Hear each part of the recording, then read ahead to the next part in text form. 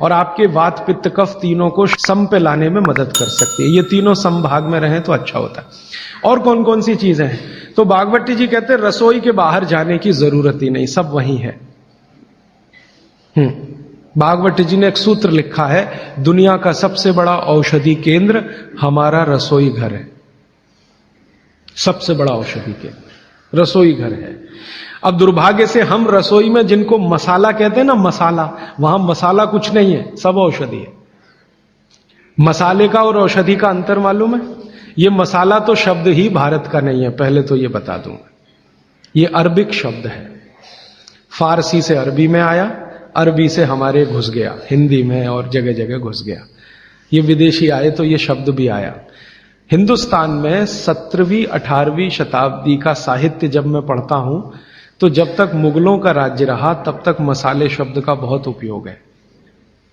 मुगलों के राज्य के पहले एक भी जगह किसी भी शास्त्र में मसाला नहीं है।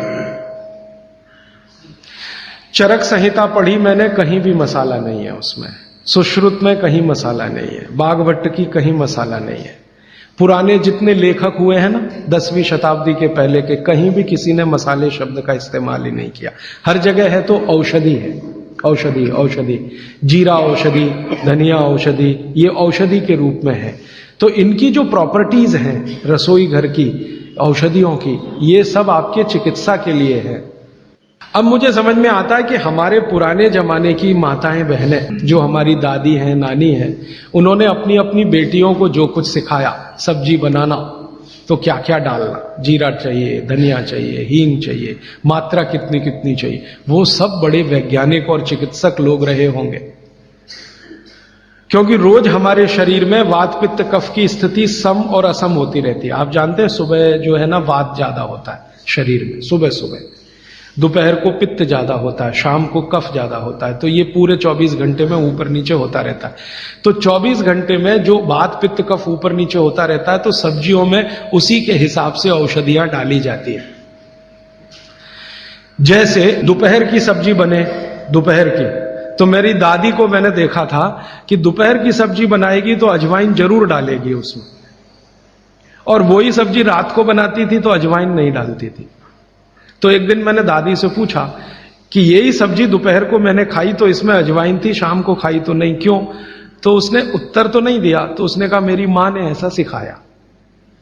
बस बात खत्म हो गई। अब उस समय मैं भी मान लिया कि ठीक है, उसकी मां ने सिखाया। अब जब मैंने काम शुरू किया ये चिकित्सा पर, तब मेरे समझ में आया कि अजवाइन जो है पित्तनाशक है। घी के बाद, देशी गाय के घी के बाद जो सबसे ज्यादा पित्तनाशक दूसरी कोई चीज है तो वो अजवाइन है।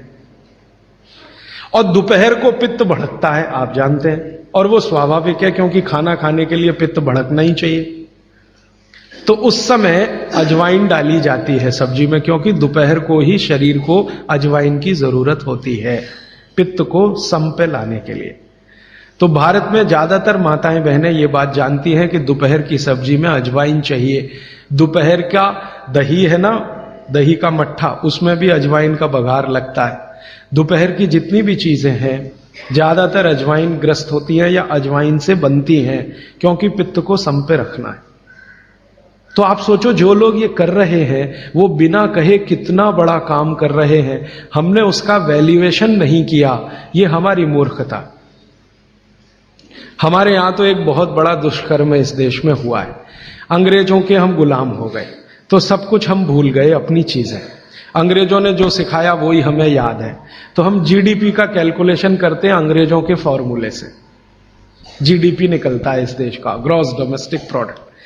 तो मैंने बहुत बार इस देश के अर्थशास्त्रियों से पूछा कि जीडीपी में आप विचित्र विचित्र कैलकुलेशन करते हैं। जैसे भारत की पुलिस है, उस पर जो खर्चा हो रहा है वो जीडीपी का हिस्सा है। अगर चोरियां बढ़ी, डकैतियां बढ़ी तो पुलिस का खर्च बढ़ेगा तो जीडीपी बढ़ेगा। और प्रधानमंत्री छाती ठोक के कहेगा मेरे जमाने में जीडीपी 10% से ऊपर बढ़ गया। सो व्हाट, पुलिस का खर्च बढ़ गया, माने चोरियां बढ़ गई, डकैतियां बढ़ गई, अत्याचार बढ़ गए, अनाचार बढ़ गए, तो जीडीपी बढ़ गया, तो क्या बड़ी बात है। तो हमारे जो जीडीपी के कैलकुलेशन है बड़े विचित्र हैं। इसमें चोरी हो, डकैती हो, लूट मारी हो तो जीडीपी बढ़ेगा, लेकिन माताएं बहनें घर में जो करती रहती हैं वो जीडीपी में है ही नहीं, कैलकुलेशन ही नहीं है उसका। भारत सरकार कोई कैलकुलेशन नहीं करती कि किसी माँ ने 1 किलो पापड़ बना दिए तो जीडीपी बढ़ा कि नहीं, तो कहते हैं जी मालूम नहीं बढ़ा कि नहीं बढ़ा, क्योंकि कैलकुलेशन नहीं है। किसी माँ ने दाल की बड़ी बना दी 5 किलो दाल की, तो जीडीपी बढ़ा कि नहीं बढ़ा। आपका मन क्या कहता है, बुद्धि क्या कहती है, बढ़ा कि नहीं बढ़ा। किसी ने बड़ी बना दी, किसी ने पापड़ बना दिए, किसी ने कुछ बना दिया, किसी ने गोंद के लड्डू बना दिए, किसी ने मावे का कुछ बना दिया, तो जीडीपी तो बढ़ ही रहा है, लेकिन हम कैलकुलेट नहीं कर रहे हैं उसको, क्योंकि अंग्रेजों के यहां महिलाओं का किया हुआ काम महत्व का नहीं माना जाता। अंग्रेजों के यहां ये जो अंग्रेज जात है ना दुनिया में, ये महिलाओं के किए हुए काम को काम ही नहीं मानती। आपको मालूम है 2000 साल यूरोप में महिलाओं को पुरुषों से हमेशा कम वेतन मिलता रहा, और आज भी है ये कई देशों में। वो मानते ही नहीं कि इनका कोई काम है। क्यों? वो महिलाओं में आत्मा नहीं मानते। हां, यूरोप का सबसे बड़ा दार्शनिक है प्लेटो, वो कहता है कि स्त्रियों में आत्मा ही नहीं होती, आत्मा सिर्फ पुरुषों में होती है। तो स्त्री जो करे वो बेकार है, पुरुष जो करे वो ही अच्छा है। तो उनके यहां से ये कैलकुलेशन हमारे यहां आ गया कि स्त्री कुछ भी करे तो काम ही का नहीं। तो अंग्रेजों का 200-250 साल जो राज चल गया उसमें हम सब के दिमाग खत्म हो गए, सोचना विचारना बंद हो गया, तो हमने भी वही मान लिया। मैं अब इसको बदलना चाहता हूं और मैं ये समझना चाहता हूं और समझाना चाहता हूं कि स्त्रियां जो कर रही हैं वो किसी डॉक्टर से कम नहीं है। बस अंतर इतना है कि डॉक्टर को आप फीस देकर उससे एडवाइस ले रहे हैं, हमारी दादी नानी फोकट में वही एडवाइस दे रही है, धनिया खाओ, जीरा खाओ और ये अजवाइन खाओ, आपके पेट की गैस खत्म हो जाएगी। और ये 3500 साल से वैसे का वैसा ही है, अजवाइन खाओ तो गैस खत्म होती ही है। कभी भी आप करके देख लो। आप में से किसी को भी बहुत गैस बनती हो, पेट में एसिडिटी की तकलीफ हो, आज से शुरू कर दो। आप खाना खाया तो उसमें ध्यान रखो अजवाइन ज्यादा रहे, दाल में, सब्जी में, वगैरह वगैरह। और अगर नहीं कर पा रहे हैं तो खाना खत्म करते ही थोड़ी अजवाइन खा लो। अजवाइन ज्यादा तकलीफ ना कर दे, उसका बैलेंस है काले नमक के साथ, तो थोड़ा अजवाइन और काला नमक मिला के हर खाने के बाद खा के देख लो। 3 दिन में ना आपकी गैस बंद हो तो आप जो कहो मैं हारने को तैयार।